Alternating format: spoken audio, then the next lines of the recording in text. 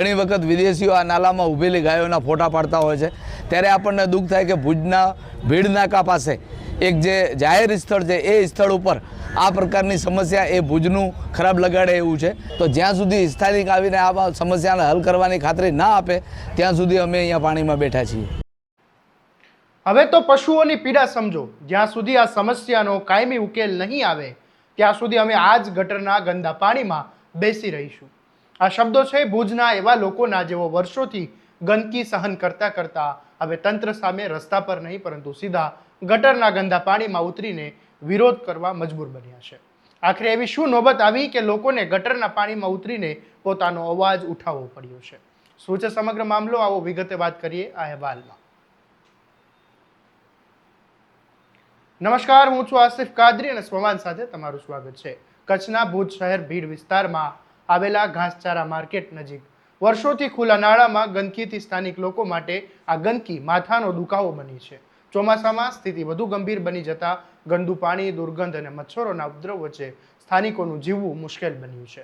સ્થાનિકોનો આરોપ છે કે અનેક વખત ભુજ નગરપાલિકા સમક્ષ રજૂઆત કરવામાં આવી હોવા છતાં સમસ્યાનો કોઈ કાયમી ઉકેલ આવ્યો નથી. દર વર્ષે સફાઈ અને પ્રી મોન્સૂન કામગીરીના દાવા કરવામાં આવે પરંતુ વરસાદ પડતા જ ફરી એ સ્થિતિ સર્જાય છે. આખરે ગંદકીથી કંટાળેલા નાગરિકોએ શહેરી જનસંઘર્ષ મંચના બેનર હેઠળ અનોખો વિરોધ નોંધાવ્યો.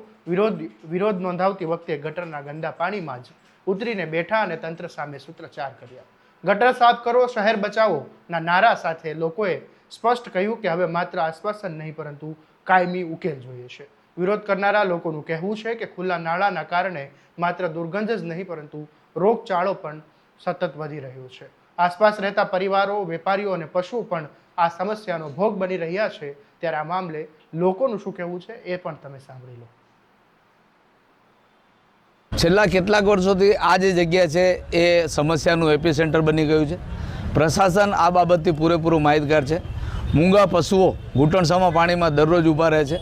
આજુબાજુ રહેતા ઘાસચારાના વેપારીઓ, બીજા લોકો, અવરજવર કરતા લોકો, હનુમાન મંદિર પાસે દર્શનાર્થે આવતા લોકો આ જગ્યા જોઈ રહ્યા છે. ટુરિસ્ટો પણ જો બહારથી કોઈ આવે ને અહીંયા બ્રેક કરે તો એ લોકો પણ આ ઇમેજ લઈને જાય છે ભુજની કે આ ગંદુ નાલો જે છે.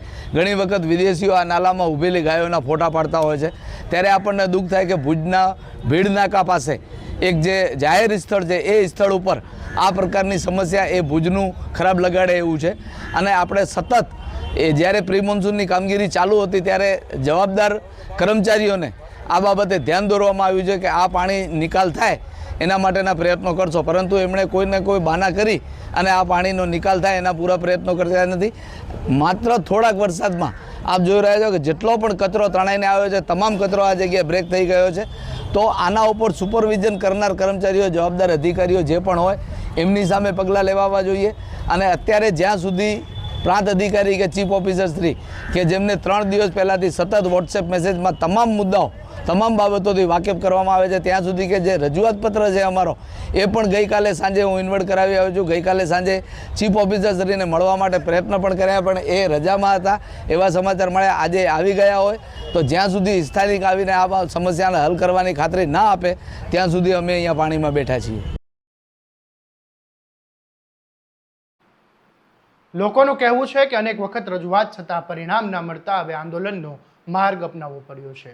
તેમણે જણાવ્યું કે સ્થાનિક તંત્રને ચીમકી આપી છે જ્યાં સુધી નાળાની સફાઈ અને પાણીના નિકાલ માટે કાયમી વ્યવસ્થા નહીં કરવામાં આવે ત્યાં સુધી તેમની લડત ચાલુ રહેશે. બીજી તરફ આ સમગ્ર મામલે ભુજ નગરપાલિકાના પ્રમુખ શીતલભાઈ શાહે જણાવ્યું કે શહેરમાં નાળાની સફાઈની કામગીરી નિયમિત રીતે ચાલી રહી છે અને રજૂ થયેલી સમસ્યાના નિરાકરણ માટે પણ જરૂરી કાર્યવાહી કરવામાં આવશે.